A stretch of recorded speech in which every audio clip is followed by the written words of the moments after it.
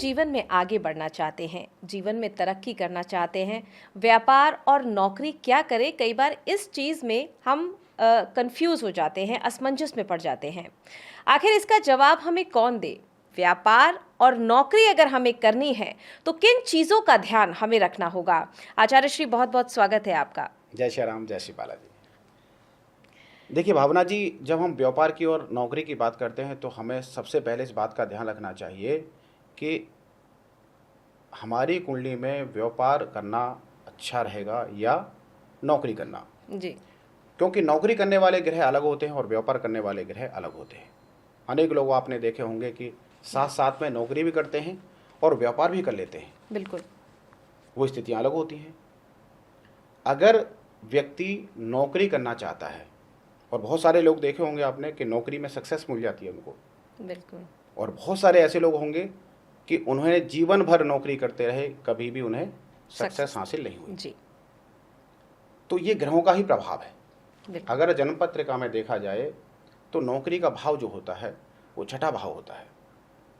अगर ग्रह की बात करें तो शनि महाराज यहाँ विराजमान हो जाए, उच्च के विराजमान हो जाए, अच्छी स्थितियों विराजमान हो जाए, तो ऐसा समझ लीजिए ऐसा व्यक्ति नौकरी करने के बाद भी वो अच्छी स्थिति में अपना गुजारा कर सकता है। धन संपदा वो नौकरी से ही प्राप्त कर सकता है। अगर शनि महाराज 6th हाउस से संबंध बनाते हों। जी। ऐसे ही अगर हम जाने कि मंगल और सूर्य 6th हाउस में विराजमान हो, तो ये भी देखा गया है कि ऐसा व्यक्ति सेना में भर्ती हो सकता है। जी। नौकरी में उसको अधिक सफलता प्राप्त होती है। जी। अनेक लोग ऐसे देखे होंगे आपने कि साथ साथ में नौकरी भी कर लेते हैं और व्यापार भी कर लेते हैं। उनकी कुंडलियां बिल्कुल अलग होती हैं। अगर हम व्यापार की बात करें तो व्यापार का कारक है बुध। जी। अगर जन्म पत्रिका के अंदर बुध बलशाली होकर के विराजमान हो, सप्तम भाव, वो भी बलवान होना चाहिए।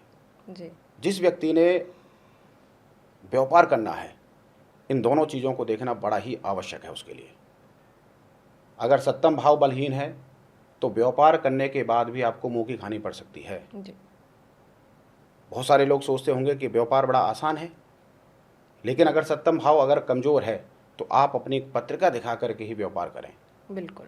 अगर वहीं बुध कमज़ोर है तब भी आप पत्रिका दिखा करके ही व्यापार करें, तो सफलता की ऊंचाइयों पर पहुंच सकते हैं व्यापार के माध्यम से। जी। अन्यथा आप व्यापार में रह कर के भी पैसा कमाएंगे नौकरी से। जी। और व्यापार में लगाते जाएंगे। जी।